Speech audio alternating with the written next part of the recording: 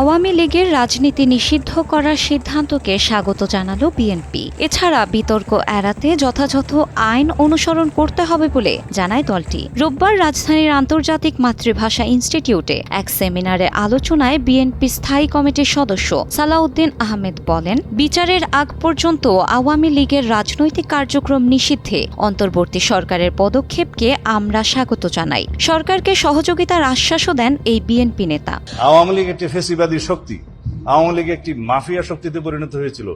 আওয়ামী লীগ দীর্ঘদিন ফেসিবাদ এবং মাফিয়াতন্ত্রের চর্চা করেছে বাংলাদেশের মানুষের উপরে। কয়েক মাস আগেই বিএনপি লিখিতভাবে প্রধান উপদেষ্টাকে জানিয়েছিল, মানবতা বিরোধী অপরাধ ও গণহত্যার দায়ে আওয়ামী লীগের বিচার হওয়া উচিত। তখন এ বিষয়ে পদক্ষেপ নেওয়া হলে সরকারকে এমন বিব্রতকর পরিস্থিতির মুখোমুখি হতে হতো না বলে জানান তিনি। সাবেক রাষ্ট্রপতি মোহাম্মদ আব্দুল হামিদের দেশত্যাগের ঘটনাকে কেন্দ্র করে জুলাই অভ্যুত্থানের ছাত্রনেতারা ক্ষোভ প্রকাশ করে প্রতিক্রিয়া হিসেবে আওয়ামী লীগের রাজনীতি নিষিদ্ধ করার দাবিতে ৯ মে রাত ১০টায় প্রধান উপদেষ্টার সরকারি বাসভবন যমুনা ঘেরাও কর্মসূচির ডাক দেয়। এই অবস্থায় জাতীয় নাগরিক পার্টির মুখ্য সংগঠক হাসনাত আব্দুল্লাহর নেতৃত্বে যমুনা ঘেরাও শুরু হয়।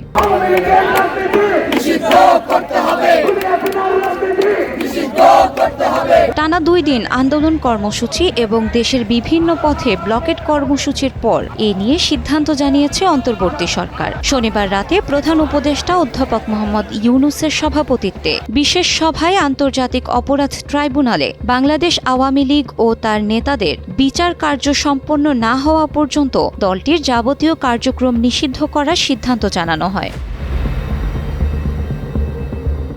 এ নিয়ে রাজনৈতিক মহলে বেশ প্রশংসার পাত্র হিসেবে আছেন ড মোহাম্মদ ইউনূস। এমন সিদ্ধান্তকে স্বাগত জানিয়েছে বিএনপি নেতা সালাউদ্দিন আহমেদ। পাশাপাশি পরিস্থিতি আবারও জটিল হওয়ার আগে দ্রুত আগামী নির্বাচনের রোডম্যাপ ঘোষণার আহ্বান জানান তিনি।